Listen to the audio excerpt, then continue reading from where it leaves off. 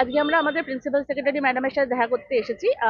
যদিও আমরা এর আগে বহুবার এসেছি, ওনার কাছে আমাদের বিনীত অনুরোধ নিয়ে আমরা বহুবার ওনার সাথে দেখা করার চেষ্টা করেছি। তো ওনারা সেই ব্যাপারে আমাদের কোনো গুরুত্ব দিচ্ছেন না, তাই জন্য আমাদের বারবার আসতে হচ্ছে।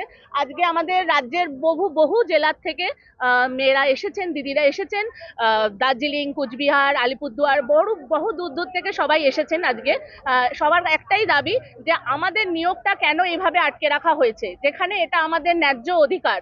আমাদের আমরা ডিপার্টমেন্টকে একটা প্রশ্ন করেছিলাম, বহুবার আগেও করেছি, লাস্ট টাইমও একটাই প্রশ্ন করেছি যে আপনারা এই নোটিফিকেশনটা দিয়েছিলেন কেন, এরকম ভুল নোটিফিকেশন দিয়েছিলেন কেন, আপনারা সেন্ট্রাল গাইডলাইনটাকে অমান্য করে কেন নোটিফিকেশন দিয়েছিলেন। তো ওনাদের তখন প্রত্যুত্তর এটা আসে যে তোমরা পরীক্ষায় কেন বসলে, তাহলে তোমরা এটা যখন দেখলে যে ভুল।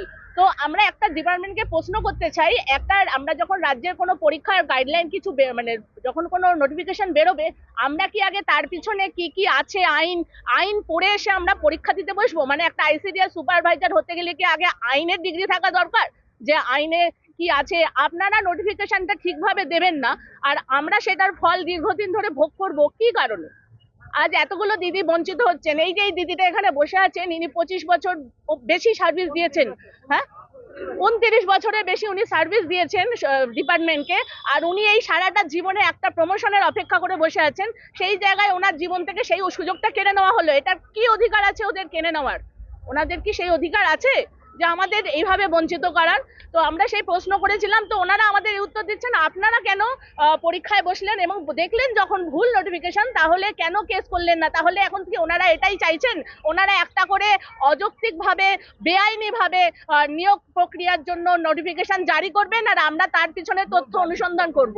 হ্যাঁ, আমাদের মূল দাবি হচ্ছে, আমাদের যখন রায় প্রতিষ্ঠিত হয়েছে, মাননীয় বিচারকগণ মনে করেছেন এবং আমাদের আর হাইকোর্ট থেকে যখন আমাদের অর্ডার হয়ে গেছে যে এই আমাদের 50-50 ভাবেই দিতে হবে, 50-50 যে গাইডলাইন আছে সেন্ট্রালে সেটা মেনেই দিতে হবে, তাহলে ওনারা কেন এটাকে ডিলে করছেন?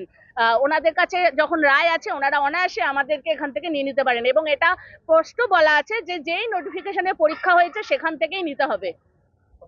সোনালী মজুমদার, হুগলি ডিস্ট্রিক্ট।